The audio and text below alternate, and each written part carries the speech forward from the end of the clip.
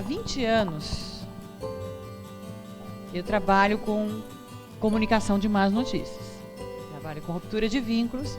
Então, infelizmente, na parte do meu trabalho, muitas vezes é participar da comunicação de más notícias. Eu posso dizer que há 20 anos para vocês, eu nunca vi que saber da verdade é pior do que a dúvida e o silêncio. Qualquer verdade, e por favor, acalmem-se com o que eu vou dizer, é melhor do que a dúvida e o silêncio. Agora, daí é como a gente trata a verdade, é uma questão de cuidado e sensibilidade. O que a gente explica para uma criança sobre um acolhimento ou o motivo de que uma família não pode ficar com ela, de que ela não pode ficar com a mãe, com os irmãos ou com o pai, é muito delicado. Primeiro, porque muitas vezes nós não sabemos, na real, o que fez a coisa dar errado. A gente pode até entender, puxa, sua mãe está drogada, sua mãe foi presa, seu pai foi morto. A gente tem fatos, mas a gente não sabe exatamente o que chegou naquilo. Então, a gente tem que tomar cuidado em falar a verdade, de uma verdade que aquela criança seja capaz de entender. Então, a gente pode, por exemplo, falar, seu pai matou alguém e foi preso. Em vez de falar disso, a gente pode dizer, papai fez uma coisa muito errada e o papai está sendo punido e cuidado porque ele fez uma coisa muito errada e ele não pode estar com você agora.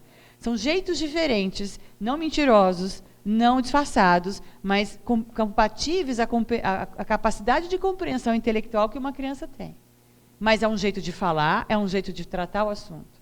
Agora, tem um outro caminho que também é passar pelo que a criança entendeu de tudo. Muito frequentemente, se vocês perguntarem para a criança se ela entendeu o que aconteceu, elas vão falar muitas coisas que vocês acham que ela não seria capaz de entender. E ela entendeu. Né? Então, também partir do universo de compreensão da criança para poder falar sobre isso. E, de novo, ter a sensibilidade, ter o time, ter o tempo, ter a construção dessa verdade também.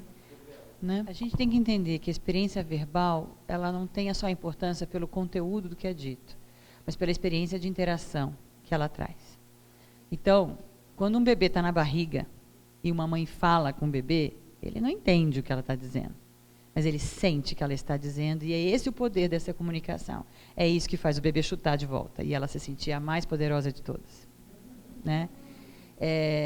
Então, não importa o que está dito ali, importa que está sendo comunicado, ele está tendo uma interação.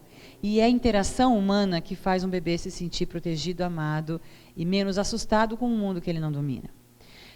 Muitos estudos sobre abandono e adoção mostram, por exemplo, que um bebê que é abandonado, essa história assim, quanto mais cedo abandonado, menos impacto, né? Então, um bebê que saiu da barriga de uma mãe e é deixado num cesto de lixo, que tipo de impacto que tem se ele for logo para uma família que o adote? Um bebê é capaz de sentir cheiros, ele tem uma experiência sinestésica com o mundo, sensorial com o mundo. Ele ouve, ele sente, e essa experiência é uma experiência de reconhecimento. Então, um bebê sabe o cheiro de uma mãe, a temperatura de uma mãe, o batimento cardíaco de uma mãe, os barulhos de um lugar. Ele tem um monte de reconhecimentos, de experiências que podem não ser cognitivas, porque ele ainda não tem um amadurecimento cognitivo, mas são percepções que ele tem e que fazem ele discriminar esse mundo onde ele vive. Quando ele muda de mundo, ele percebe tudo isso de um jeito diferente. E mais importante do que o que você vai dizer, porque isso ele não vai elaborar e significar, mas é você consegui-lo se reajustar a esse novo mundo. A sua voz, a sua temperatura, a esse outro lugar, você apresentar o lugar, você trabalhar com a experiência que ele tem. A composição dessa história, ele vai trazendo conforme a elaboração cognitiva que ele vai tendo, o desenvolvimento cognitivo que ele vai tendo. Então, ninguém entende o abandono com 2 meses de vida, mas sente o abandono com 2 meses de vida. Se a gente conseguir entender, quem sabe lá na vida adulta, né? Tem gente que passa a vida inteira e a gente não entende. Né? Então, não é uma questão de compreensão, é uma questão de percepção e de favorecer a percepção. Então, sobre esse aspecto, a conversa é muito importante, mas muito menos importante você contar que ele foi abandonado, porque a mãe... Isso para ele, esse não vai ter... Vai trazer a atenção da sua voz, vai trazer a atenção do seu assunto, mas ele vai perceber o que você está comunicando por meio de todas essas experiências com você. E elas são muito importantes. Então, o que a gente às vezes faz é, então eu não tenho nada para fazer com esse bebê, eu deixo ele lá, no berço. Essa é uma experiência de desamparo. Porque eu não posso falar, porque eu não posso entender, não posso ajudar, então eu deixo ele no berço, dormindo, acordando, trocando a fralda, apenas. Quando a gente tem muito a fazer por ele, que é reassegurá-lo desse mundo novo. Entendeu a diferença? Então, sob esse aspecto, a gente tem muito a fazer.